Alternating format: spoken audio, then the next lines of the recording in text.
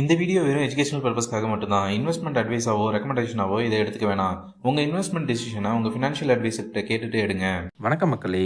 Stock மார்க்கெட்டில் பணம் பண்ணுறதுக்கு 2 வழி தான் இருக்குது.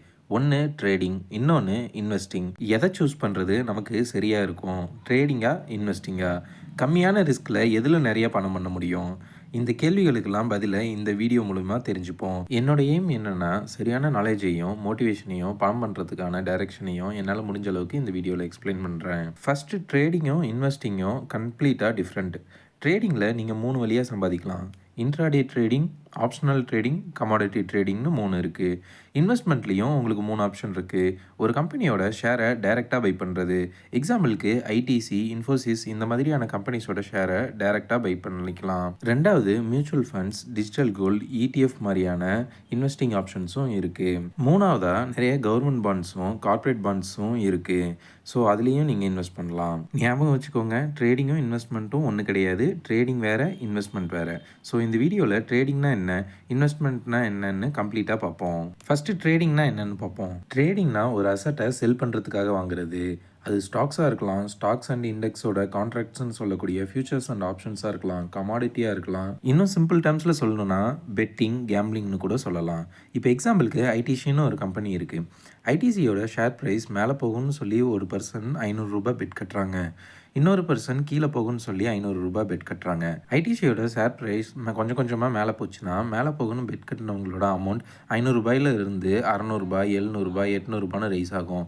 அதுவே கீழே போகும்னு பெட் கட்டினவங்களோட அமௌண்ட் ₹500 இருந்து ₹400, ₹300, ₹200 குறையும்.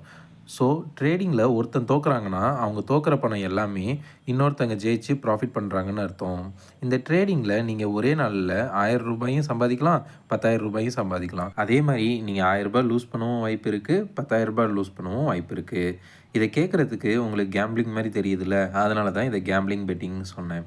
ஆனால் ஷேர் மார்க்கெட்டில் இதை எப்படி சொல்லுவாங்க தெரியுமா? பையிங் அண்ட் செல்லிங்னு சொல்லுவாங்க. மேலே போகும்னு பெட் கட்டி காசு போட்டவங்கள பையர்னும், கீழே போகும்னு பெட் கட்டி காசு போட்டவங்கள செல்லர்னு சொல்லுவாங்க.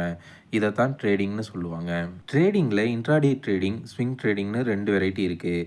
ஒரு நாளில் வாங்கி ப்ராஃபிட்டோ லாஸோ புக் பண்ணி செல் பண்ணிட்டு வந்தால் அது இன்ட்ராடே ட்ரேடிங். ஒரு ஸ்டாக்கை வாங்கி ஒரு வாரமோ இல்லை 10 நாளோ வச்சுருந்து ப்ராஃபிட்டோ லாஸோ புக் பண்ணி செல் பண்ணால் அது ஸ்விங் ட்ரேடிங்னு சொல்லுவாங்க. இப்போ இன்வெஸ்டிங்னா என்னன்னு பார்ப்போம். இந்த இன்வெஸ்ட்மெண்ட்டுங்கிறது ரொம்பவே சேஃபான விஷயம். நீங்கள் மாதம் மாதம் சேவிங்ஸ் பண்ணிட்டு வந்தால் பணக்காரன் ஆக முடியுமான்னு தெரியாது. ஆனால் மாதம் மாதம் இன்வெஸ்ட் பண்ணிட்டு வந்தால் கண்டிப்பாக பணக்காரன் ஆக முடியும். எக்ஸாம்பிளுக்கு ஒவ்வொரு மாதமும் நீங்கள் ₹5000 இன்வெஸ்ட் பண்ணுறீங்கன்னு வச்சுக்கோங்க. ஃபஸ்ட் மாதம் உங்கள் ₹5000 கொஞ்சம் ஐடிசி, கொஞ்சம் இன்ஃபோசிஸ், கொஞ்சம் டாடா மோட்டார்ஸ்னு இன்வெஸ்ட் பண்ணணும். செகண்ட் மாதம் கொஞ்சம் ஹெச்டிஎஃப்சி பேங்க், கொஞ்சம் டாடா ஸ்டீல்னு இன்வெஸ்ட் பண்ணுங்கள். தேர்ட் மாதம் கொஞ்சம் விப்ரோ, கொஞ்சம் ஐசிஐசிஐ பேங்க், கொஞ்சம் டாக்டர் ரெட்டி மாதிரியான கம்பெனிஸில் இன்வெஸ்ட் பண்ணணும். நல்லா ஞாபகம் வச்சுக்கோங்க, எல்லா மாதமும் ஒரே கம்பெனிஸில் இன்வெஸ்ட் பண்ணாமல் அண்டர் வேல்யூட் கம்பெனிஸை வேறு வேறு செக்டாரில் பிக் பண்ணி வேறு வேறு ஸ்டாக்ஸில் இன்வெஸ்ட் பண்ணுங்கள். சில வருஷம் கழித்து நீங்கள் எந்த கம்பெனிலலாம் இன்வெஸ்ட் பண்ணீங்களோ அந்த கம்பெனி க்ரோ ஆகும்போது அந்த கம்பெனியோட ஷேர் ப்ரைஸும் க்ரோ ஆகும். அது மட்டும் இல்லாமல் அதோடு சேர்ந்து கம்பெனி பண்ணுற ப்ராஃபிட்லேருந்து கொஞ்சம் அமௌண்ட்டை எடுத்து நமக்கு டிவிடெண்ட்டாக கொடுப்பாங்க. ஸோ இந்த மாதிரி தான் நீங்கள் இன்வெஸ்ட்மெண்ட் பண்ணி நல்ல ப்ராஃபிட்ஸ் எடுக்க முடியும். ஞாபகம் வச்சுக்கோங்க, இன்வெஸ்ட்மெண்ட்டில் ஒரு நாளிலேயோ ஒரு மாதத்துலேயோ ஏன் ஒரு வருஷத்துலேயோ உங்களால் பணக்காரனாக முடியாது. கன்சிஸ்டண்ட்டாக இன்வெஸ்ட் பண்ணி பேஷன்ஸோடு பொறுமையாக இருந்தால் 5 வருஷத்துலேயோ 10 வருஷத்துலேயோ உங்களால் நிச்சயம் கோடீஸ்வரன் ஆக முடியும். பிகாஸ் இன்வெஸ்ட்மெண்ட் அப்படிங்கிறது ரொம்பவே சேஃபான ரொம்பவே நல்ல விஷயம். இந்த வீடியோவோட சம்மரி என்னென்னா, வின்னிங் ப்ராபபிலிட்டி கம்மியாக இருக்க அதிகப்படியான எமோஷனல் ப்ரெஷர் கொடுக்குற ட்ரேடிங்கை விட பொறுமையாக ஃபண்டமெண்டல் அனாலிசிஸ் அல்லது டெக்னிக்கல் அனாலிசிஸ் கற்றுக்கிட்டு லாங் டேர்முக்கு பேஷன்ஸோட கன்சிஸ்டண்ட்டாக இன்வெஸ்ட் பண்ணுறது தான் என்னை பொறுத்த வரைக்கும் ஒரு பெஸ்ட் டெசிஷனாக இருக்குன்னு நான் நினைக்கிறேன். நீங்கள் ட்ரேடராக இல்லை இன்வெஸ்டரானு கமெண்ட்டில் சொல்லிட்டு போங்க.